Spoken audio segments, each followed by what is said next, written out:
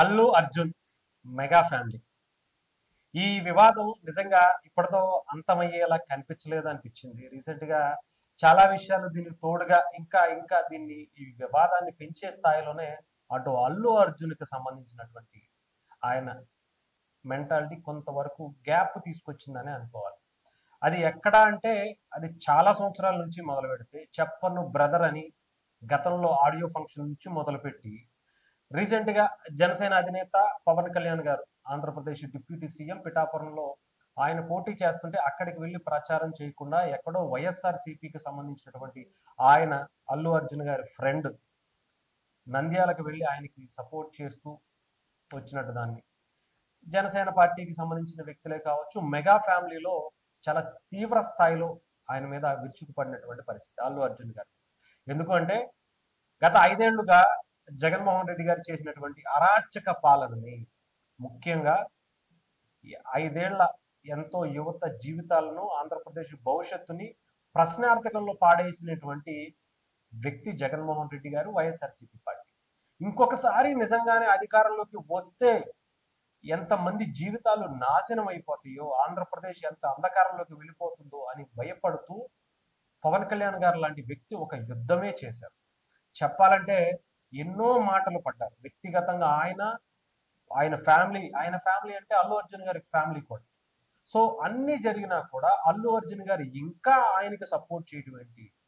నిజంగానే ఇంకొకసారి జగన్మోహన్ రెడ్డి గారు వస్తే ఎంత అరాచకం జరిగిపోయేదో ఆంధ్రప్రదేశ్ లో అనేది చాలా మంది వ్యతిరేకించి అల్లు అర్జున్ గారిని చాలా, ఒక రకంగా చెప్పాలంటే ఒక రేంజ్ లో ఆడుకున్నారు ఆయన.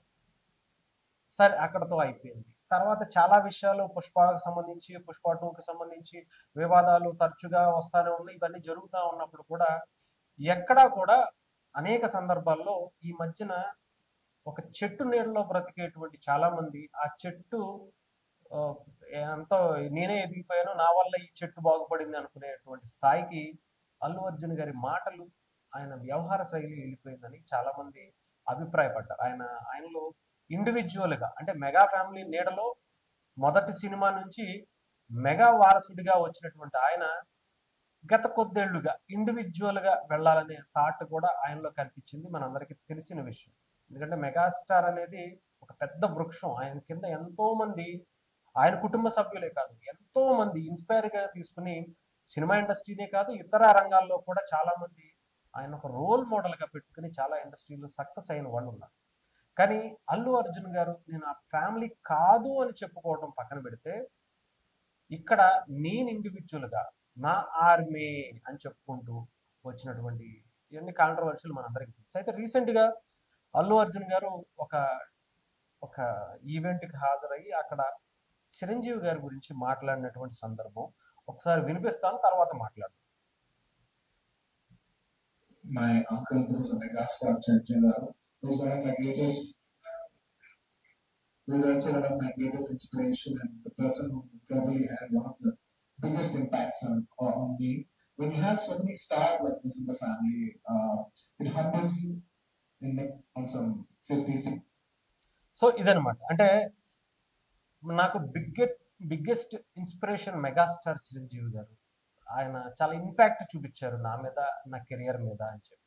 ఎస్, డెఫినెట్గా ఇది ఇప్పుడు ఒప్పుకోవాల్సినటువంటి పరిస్థితికి ఎందుకు వచ్చింది అనేది అల్లు అర్జున్ గారు ఆలోచించుకుంటే చాలు. ఎందుకంటే డెఫినెట్గా అల్లు అర్జున్ అనే వ్యక్తిని నేనైతే మాత్రం ఒక మెగాస్టార్ గారి వారసుడిగానే చూశాను. అంతకుమించి నేను అల్లు అర్జున్ గారు అప్పటికి నాకు పేరు విన్నాను తప్ప పరిచయం, ఐ మీన్ స్క్రీన్ మీద ఎప్పుడు చూసింది లేదు. కాబట్టి మెగాస్టార్ గారి లాగా డాన్సులు వేయగలుగుతాడు, మెగాస్టార్ గారి లాగా మినిమం క్వాలిటీస్తో ఏమంటారు ఫైట్లు కావచ్చు, యాక్టింగ్ కావచ్చు చేయగలుగుతాడు అని ఒక హోప్ క్రియేట్ చేసింది మెగాస్టార్ గారిని చూసి. ఆ హోప్ తోనే అల్లు అర్జున్ గారిని, లేదంటే రామ్ చరణ్ గారిని, పవన్ కళ్యాణ్ గారిని అందరినీ చూడటం కూడా మొదలుపెట్టింది. ఆయన స్థాయి అంటే ఒక కష్టపడి తన సామ్రాజ్యాన్ని తన చేతులతో తన కష్టంతో ఒక్కొక్క రాయి ఒక ఇటుక పెట్టుకుని ఆయన ఈ స్థాయికి వెళ్ళారు.